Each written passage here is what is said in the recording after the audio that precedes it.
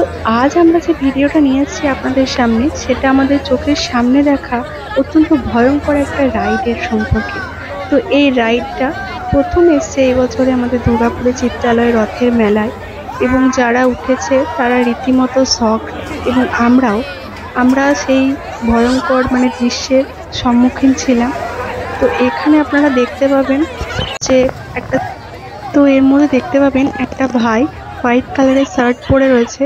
তো ও প্রায় ভয়ঙ্করভাবে শকড হয়ে গিয়েছিল এবং সেন্সলেসের মতন অবস্থা হয়ে গিয়েছিল, এবং আশেপাশে থেকে চিৎকার করে উঠলো সকলে মিলে যে রাইডটা বন্ধ করার জন্য।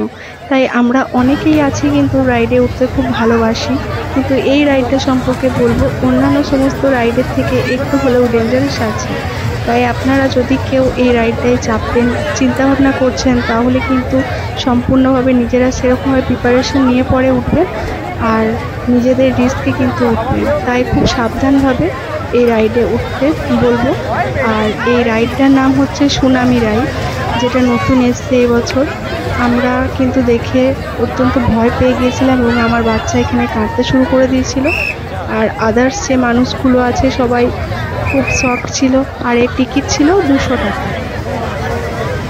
এরপর এই রাইডটিকে মাঝখানে বন্ধ করে দেওয়া হলো এবং ভাইটির চোখে মুখে জল ছেটানো হলো। এরপর তাকে কিছুক্ষণ সময় দেওয়ার পর তাকে জিজ্ঞেস করা হলো, সে বলল কি ঠিক আছে। আর এইভাবে কিন্তু রাইডটা সেখানেই বন্ধ করে দেওয়া হলো।